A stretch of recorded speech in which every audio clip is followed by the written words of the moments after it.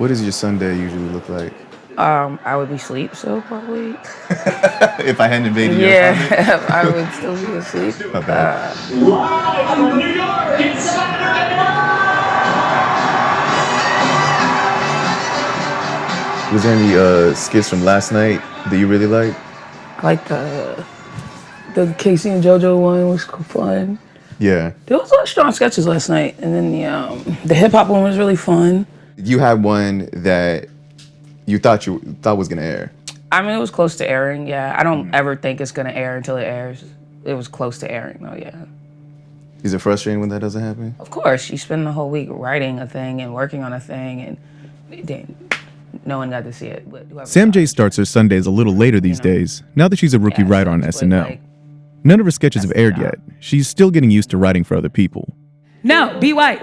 Live it up. It's your delusion that bothers everybody. Like, it's not that you gentrify a neighborhood. It's that when you do, you ride around on a unicycle in a gang territory. Sam started her career as a stand-up comedian in Los Angeles, and she's had her own half-hour special on Comedy Central.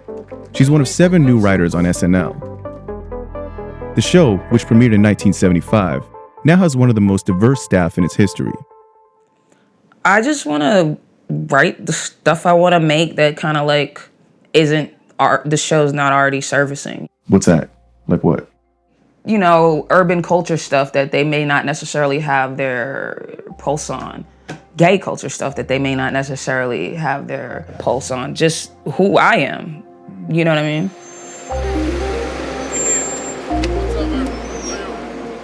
SNL wasn't always the easiest place to talk about this sort of thing. Kenan Thompson's been on the show for 15 seasons, making him the longest-running cast member in its history. He remembers when the show was a lot more white. For a long time on the show, you were the only black dude on there. Yeah. I held it down for like 5, 6? I held it down for like 6 seasons. Yeah. Dolo, strong. Was that tough? It was lonely. Really? Yeah. But I wouldn't say it was tough. Why would you say it's lonely? And you know, it's always lonely being the only one of anything. You know what I'm saying? Mm-hmm. And like I was still friendly with everybody else. Like nobody made me feel like an outsider or anything, but you do notice. Diversity in the cast, or the lack thereof, has been a topic that's been surrounding SNL for a few years. And in a weird way, Kenan's had a lot to do with that. In 2013, he was quoted as blaming the lack of black women in SNL's cast on a lack of talented black women. Kenan says he was misquoted, but the whole thing puts some public pressure on SNL to hire more diverse talent. But even on his own, Kenan's been helping to bring different perspectives to the show.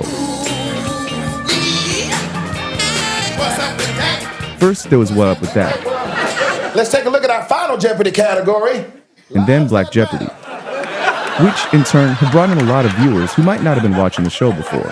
Well, it was good while it lasted, Doug. I can say as me, like when Black Jeopardy came out and when I'm watching What Up With That, that's when the show really came, I don't want to say came back, but came back for me because I was like, oh. Started speaking more directly to you as a black man. It did. Yeah.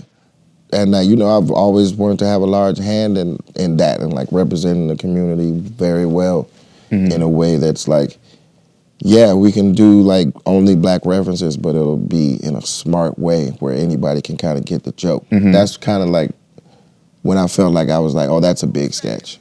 Okay. And people just kept coming to me, man, we sing that when we're decorating our Christmas tree. And there'll be like a very suburban white family. It's like, those are the kind of sketches that I go fishing for. That's going to be the test for Sam. Figuring out how to add new cultural perspective into a mainstream show in a way that's funny for everyone. I've read and I've heard you say that you want to be able to impact culture. Your impact, like, I don't know, it's not like you get up and you get on stage and you're like, I'm about to impact y'all. And I'm about to change culture. That's what I love about comedy is you're gonna be changed no matter what, period. How do you mean? Meaning you can't unsee things and you can't unhear them. So how do you do that through SNL? How do you get those? Nigga, I don't know. If I knew, my shit would be on TV.